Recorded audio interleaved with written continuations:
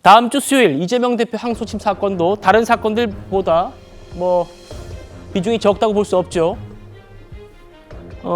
최진열 변호사님. 네.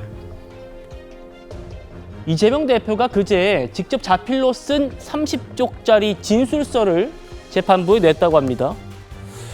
그런데 이제 사실관계들은 쭉 썼지만 대부분 내용들이 이제 검찰의 기소 남발에 대한 비판이었고, 그래서 최후 진술 때 했던 얘기와 크게 다를 게 없는데 진술서를 한 번 더 냈어요. 30쪽짜리나.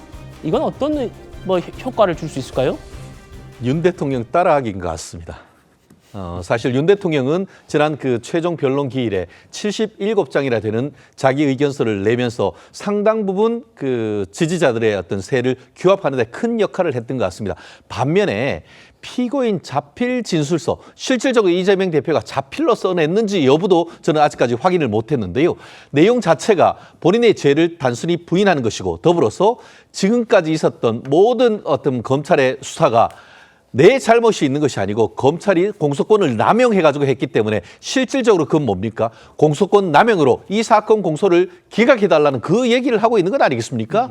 그런데 그 주장을 받아들이려고 하면 1심에서 이미 받아들였겠죠. 그렇기 때문에 이와 같은 전략으로 나가는 것이 맞는지에 대해서는 저는 상당히 의문인데요. 예. 다만 1심과 2심에서 최종 진술에서 살짝 달라진 것은 내가 그때 조금 뭔가 잘못했다라는 취지는 약간 인정하는 듯한 얘기를 1심과 달리는 했습니다. 하지만 기본적으로 본인이 어떤 잘못은 없고 결국 검찰 탓만 하는 거 있는데 그것이 얼마나 그 어떤 심증을 바꾸는데 어떤 유효한 것인가에 대해서는 상당히 의문이 있고요. 더불어서 지금 언론 보도를 보면은 변론 종결한 이후에 선고되기 일주일 전까지 그 이재명 대표 측에서는 30개의 의견서를 내고, 그거에 대해서 또 검찰 같은 경우에는 37개의 의견서로 반박을 했다고 합니다. 예. 통상은 어떠냐 하면은 선고하기 일주일 전에 합의부 이 판사님들 세 분이 모여가지고 누구 말이 맞느냐, 이걸 항소 기각할 것이냐, 아니면 일부 어떻게 할 것이냐라고 해서 아마 일주일 전까지 집중적인 어떤 의견서를 냈는데 이미 판사님들 세 분이서 의견을 다 모아서 사실 이재명 대표의 2심의 운명이 결정된 겁니다. 그리고 지금 판결문이 사실상 써지고 있는 것 같은데 아마 그에 대한 어떤 부담이 어제 있었던 그런 좀 수위 높은 말씀이 아닌가. 예. 아마 상당 부분 마음이 불편하고 상당 부분 불안한 그런 부분이 나타나는 것이 아닌가 예측을 해봅니다. 부담과 불안함의 표출 아닐까, 이런 말씀이셨어요. 그 자필 진술서가 얼마나 효과가 있을지 부장판사 출신의 변호사 얘기도 한번 들어보시겠습니다.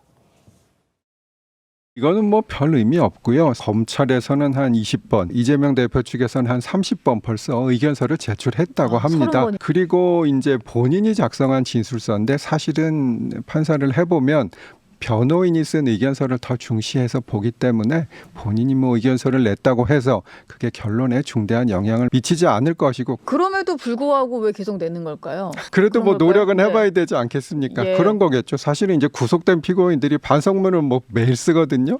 그런 거하고 비슷하지 않겠습니까? 판사의 마음을 움직이기 본인의 위해서. 반성문도. 자, 어쨌든 할 수 있는 거 다 해본다, 이런 차원으로 또 해석을 또 할 수도 있을 것 같고요. 자, 그런데요, 오늘 좀 논란이 됐던 장면이 있었습니다. 이재명 대표 선고를 목전에 두고 헌법재판소 산하연구원에서 이런 논문을 발표했다고 합니다.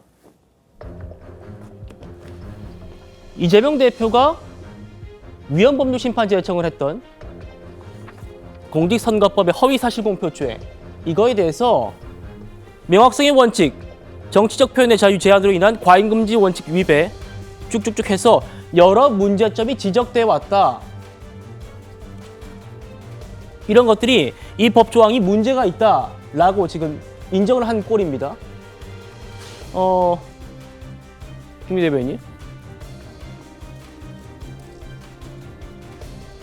자, 어쨌든 항소심 선고를 앞둔 시점에서 뭔가 헌법재판소가 이재명 대표 측과 비슷한 주장을 한 논문을 발표했다. 이게 지금 논란이에요. 어떻게 보십니까?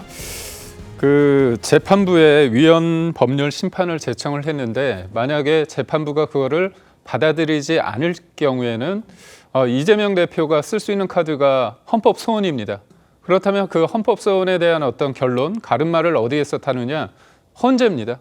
근데 헌재에서 이거에 대해서 공선법 관련, 공직선거법 관련해서 허위사실 유포죄에 관련해서 뭔가 이런 얘기를 하는데 모든 것들이 때가 되게 중요한 거 아닙니까? 이재명 대표가 문제라고 했는데 헌재에 있는 물론 헌재 대표성이 있는 사람은 아니지만 그렇지만 여튼 헌법재판연구원이 논문이 또 마침 이렇게 나온 겁니다. 근데 저는 조금 이해가 안 되는 게 뭐냐면요. 어떤 사실에 대해서 이재명 대표는 분명하게 본인은 무죄라고 얘기한다면 이 사실에 대해서 내가 했다 안 했다 이걸 따지면 되는데 이재명 대표의 특징은 뭐냐면 문제가 되는 법조항 자체를 없애거나 그걸 흔들어 버리는 경우가 있습니다. 사실 그건 위인설법 아니니까 본인을 위해서 새로운 법을 만드는 과정에 있고 그런 과정에 있어서 민주당의 입법 행위, 국민이 아니라 민주당의 아버지 한 사람을 위해서 그런 흐름을 봐오고 있습니다. 공직선거법 관련해서 허위사실 유포죄도 마찬가지고요. 또 하나는 원래는 피선거권 박탈 예. 관련해서도 벌금이 100만 원인데 민주당에서는 그거를 아예 1000만 원으로 올리자. 그렇다면 이번에 이재명 대표가 1심에서 징역 1년에 2년 집행유예가 나왔는데 아무리 낮게 해도 벌금 100만 원 밑으로 하기 쉽지 않으니까 차라리 벌금 1000만 원으로 하자. 이런 식으로 하고 있다는 그런 의심을 받고 있는데 이런 과정에서 헌재가 또 마침 이런 논문이 나왔다는 걸 보면 국민들 눈높이에서 볼 때는 굳이 왜 이 시점일까? 이재명 대표와 뭔가 관련이 있지 않을까? 그런 의혹을 사기에 충분하다, 다분하다 이렇게 비판을 할 수밖에 없습니다. 알겠습니다.